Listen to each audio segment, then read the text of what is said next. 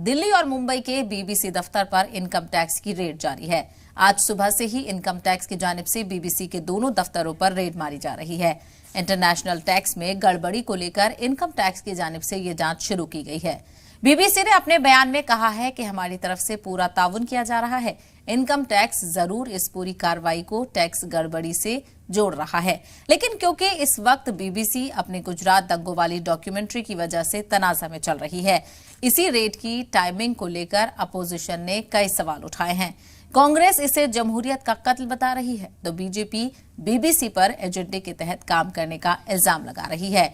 BJP तो यहां तक कह रही है कि बीबीसी का एजेंडा और कांग्रेस का एजेंडा एक साथ काम कर रहा है। बीबीसी आईटी सर्वे पर एडिटर्स गिल्ड का बयान भी आया है। एडिटर्स गिल्ड का कहना है कि सरकार की तनकीद करने वाले इदारों को डराया जा रहा है। आज बात इसी पर करेंगे कि जो तुमको हो पसंद वही बात करेंगे।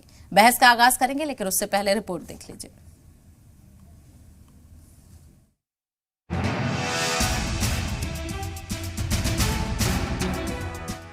कोई भी एजेंसी हो, मीडिया से जुड़ी हो, कंपनी हो, अगर भारत में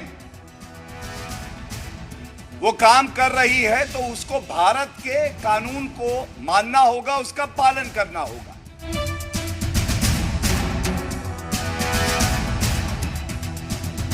यहां हम जेपीसी की मांग कर रहे हैं अडानी के मामले में, और वहां सरकार बीबीसी के पीछे पड़ी हुई है। विनाश काले विपरीत बुद्धि।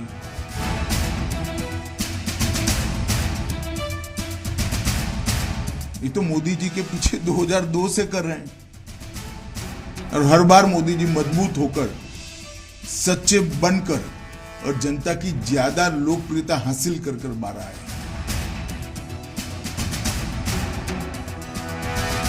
हम लोगों ने पिछले 8-9 साल में इस बात को देख रहे हैं, महसूस कर रहे हैं कि वैसा कोई भी व्यक्ति बख्शा नहीं गया है जिसने कोई सवाल उठाया है।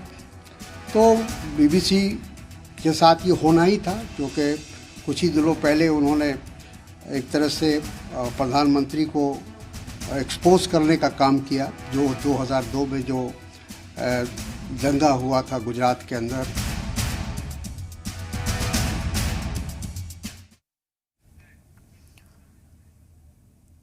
तो आपने देखा किस तरह से इस रेड की टाइमिंग को लेकर सवाल उठ रहे हैं, तो वहीं अलग अलग बयानबाजी भी देखने को मिल रही है।